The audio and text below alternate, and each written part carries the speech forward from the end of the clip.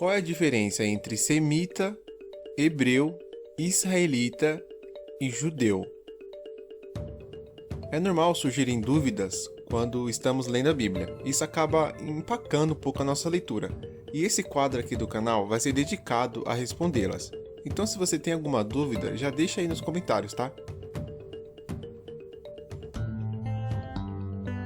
E antes de entrarmos no assunto, quero compartilhar com vocês que eu tô com uma lojinha lá na Elo7 de cartões digitais interativos para aniversários, casamentos, chás, noivados, batizados e outros tipos de eventos.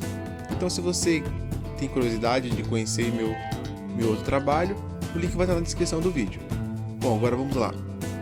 Noé teve 3 filhos, e esses tiveram a responsabilidade de repovoar toda a terra após o dilúvio. Um deles foi Sem, que, até onde sabemos, habitou na Ásia. Possivelmente, alguns de seus descendentes habitaram em outras partes do mundo, mas falaremos sobre isso em outro vídeo. O fato é que os descendentes de Sem, que ocuparam boa parte do território asiático, lá no Oriente Médio, são chamados de semitas. Bom, importante dizer que esse termo semita, ele foi criado, ou pelo menos é acreditado, a um historiador alemão. Ele não é um termo criado ou não é um termo encontrado na Bíblia. O termo semita, então, hoje, é utilizado para fazer referência aos judeus e árabes, pois todos eles são descendentes de Sem. Dessa descendência veio um homem chamado Eber, que viveu na época da destruição da Torre de Babel, onde as terras foram separadas, formando os continentes. Provavelmente é de onde veio o nome hebreu.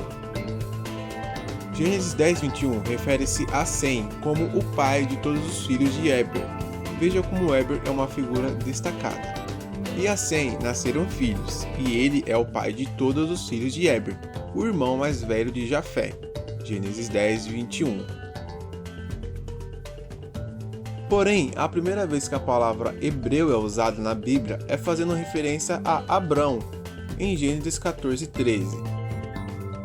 Então veio um que escapara e o contou a Abrão, o hebreu. Descobrir a origem de uma palavra não é uma tarefa fácil, por isso é comum encontrar 2 ou 3 possibilidades para cada uma. Porém, é quase que um consenso comum que o termo hebreu significa do outro lado, ou mais especificamente do outro lado do rio, como se fosse uma espécie de imigrante. E Abraão era um nômade. Por isso, talvez esse termo hebreu pode ter sido originado a partir de Abraão e não Eber.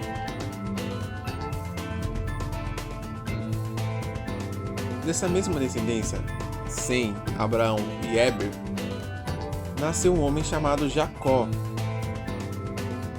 que mais tarde, em um episódio muito famoso da Bíblia, teve seu nome mudado para Israel, que significa aquele que luta com Deus.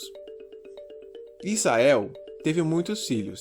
Ele e mais 70 parentes, liderados por José, um de seus filhos e governador, se estabeleceram no Egito, onde, mais tarde, após a morte de sua primeira linhagem, seriam escravizados.